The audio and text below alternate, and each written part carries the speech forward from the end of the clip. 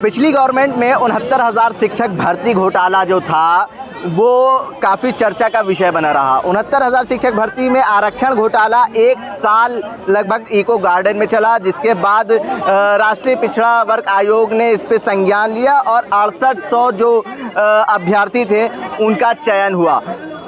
8 महीनों से ज़्यादा हो गए हैं उनका चयन हुए, लेकिन अभी तक नियुक्ति नहीं मिली है। विजय यादव हमारे साथ हैं। क्या निर्णय निकल रहा है? 8 महीनों ज़्यादा हो चुके हैं, आश्वासन मिल रहा है, लगातार आप लोग लखनऊ की सड़कों पे नज़र आ रहे हैं, कभी शिक्षा मंत्री के आवास का घेराव कर रहे हैं, कभी SCRT का घेराव कर रहे हैं। देखिए, लगातार आप पहले तो धन्यवाद आपका, आपने लगातार हम लोगों की आवाज़ उठाई और 1 साल से अधिक चले इस आंदोलन को। मुझे लगता है कि देश में बेरोजगार नौजवानों का इससे बड़ा आंदोलन अभी तक लखनऊ में नहीं हुआ है और हम लोग लगातार संसाधन विहीन होते हुए भी, बेरोजगारी के हालात में भी हम लोग लगातार आंदोलन अपना चलाते रहे।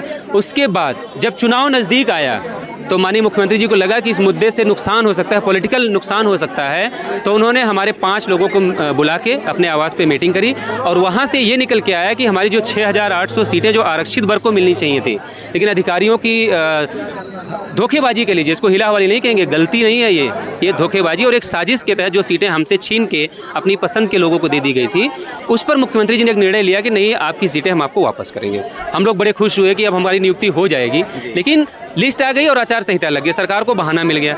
अब उनका चुनाव निकल गया, अब हम लोगों को पहचानने से इनकार कर रहे हैं। तो हमारा संघर्ष चुनाव बीतने के बाद भी 8 महीने से लगातार चल रहा है। एक सवाल उठता है बहुत बड़ा, क्या वो मुख्यमंत्री से पहली और आखिरी मुलाकात थी? हाँ जी, बिल्कुल, वो पहली और आखिरी रही। उसके बाद पहले जो लोग लगातार ये बात कहते थे कि आप लोग आंदोलन मत करिए, आपकी मुलाकात बहुत जल्दी मुख्यमंत्री से हो जाएगी। भी DG ने यही बोला है कि आप लोग आंदोलन ना करिए, हम आपका जो आवाज़ है हम भी उठा रहे हैं। हाँ जी, बिल्कुल, DG साहब ने भी यही कहा कि आप लोग ये आंदोलन मत करिए। देखिए, आंदोलन, आप ये सोचो, एक बेरोजगार नौजवान के पास विकल्प क्या बचता है? भाई, हम सत्ता से लड़ाई तो लड़ेंगे नहीं, इनके खिलाफ तो लड़ेंगे नहीं।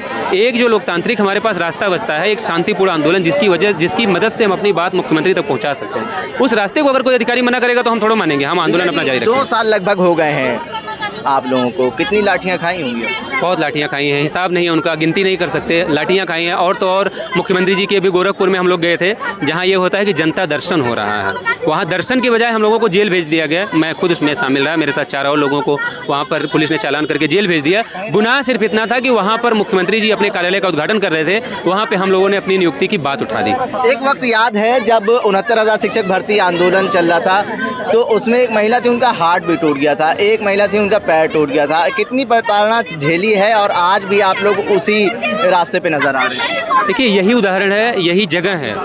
ऐसे ही सेम परिस्थिति, इसके पहले एक भर्ती आई थी 68,500, वहाँ पे मुख्यमंत्री जी की बिरादरी के लोग, मैं ऐसे कह रहा हूँ, मुख्यमंत्री जी की बिरादरी के लोग थे और उनको हमारी सीटें दे दी गई थी।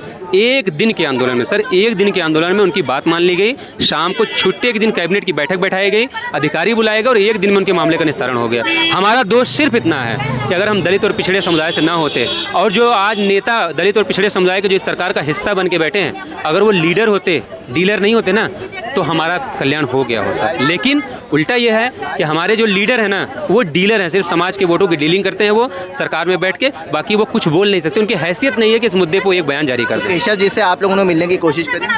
बहुत बार मिले हैं। अब केशव जी के बयान तो आप सुनेंगे तो आश्चर्य रह जाएंगे। वो कहते हैं कि हम 100 गुने रफ्तार से आपका कार्य कर रहे हैं। हमको लग रहा है कि ओवर स्पीड की वजह से उनका चालान काट दिया गया है, इसलिए अभी अपना चालान भरने में व्यस्त हैं। ये सब समाज के डीलर लोग हैं। आज विपक्ष नाकारा हो चुका है। पश्चिम बंगाल में आरक्षण का घोटाला होता है तो वहाँ के मंत्री को जेल डाल दिया जाता है। उत्तर प्रदेश में आरक्षण घोटाला हुआ है, यहाँ BJP की सरकार, यहाँ का विपक्ष क्या कर रहा है? आवाज नारा है भाजपा का, सबका साथ सबका विकास, कैसे देखते हैं इस नारे को? यह है, सही कहते हैं वो, सबका साथ सबका विकास। उसका मतलब समझिए आप, सबके साथ में दलित पिछड़े नहीं आते। ये सिर्फ चुनावी हिंदू हैं, जब चुनाव आ जाएगा तो इनको हिंदू बना के वोट ले लिया जाएगा। सबका साथ सबका विकास यानी जो मुख्यमंत्री जी की बिरादरी के हैं, जो अधिकारियों की बिरादरी के हैं, उनके साथ और उनके विकास की बात करते हैं, वो इस कैटेगरी में नहीं आते। मतलब आप कह रहे हैं दलित और पिछड़ों के साथ अन्याय हो रहा है इस सरकार में? इससे बड़ा उदाहरण आपको क्या हो सकता है? 6,800 परिवार जो 2 साल से, आज उनका एक सामाजिक स्तर क्या होता है? 2 साल से इनकी जगह पे दूसरे लोग नौकरी कर रहे हैं और ये लाठियां खा रहे हैं। हमारी बहन के हाथ टूटे, पैर तोड़े गए, जासूचक गालियां दी गई, कपड़े फाड़े गए, उसी BJP कार्यालय के अंदर कपड़े फाड़े गए। कुछ हुआ? कुछ नहीं हुआ। मुख्यमंत्री जी से मिलने के बाद जिस मुख्यमंत्री जी के आदेश को कहा जाता है कि परमादेश है, इससे ऊपर कोई आदेश है ही नहीं। बाबा जो कह दिए वही शासन है, बाबा का वचन ही शासन है, हमारे यहाँ लोग बोलते हैं उत्तर प्रदेश में। उनके आदेश के बाद अगर आज ये 6800 परिवार बेरोजगार टहल रहे हैं, आंदोलन करने को मजबूर है, तो इसमें क्या है? अगर दलित पिछड़ों की जरा सी भी सुनी होती तो आज ये वो आंदोलन करने को मजबूर नहीं होते। बहुत बहुत धन्यवाद जी। दलित और पिछड़ों की आवाज़ जो है वो नहीं उठ पा रही है इस सरकार में, आरोप लगाते नजर आ रहे हैं ये अभ्यर्थी। अब देखना ये होगा कि 8 महीनों से अपनी मांगों के लिए सड़कों पे नजर आ रहे हैं, अब इनकी आवाज़ कब तक सुनी जाती है। लगातार ये अपनी बात मनवाने के लिए कभी शिक्षा मंत्री के आवास का घेराव कर रहे हैं, कभी SCRT शिक्षा निदेशालय निशादगंज का घेराव कर रहे हैं। अब देखना ये होगा कि इनको कब न्याय मिलता है। जनसंदेश टाइम्स के लिए आकिब मिराज खान, लखनऊ।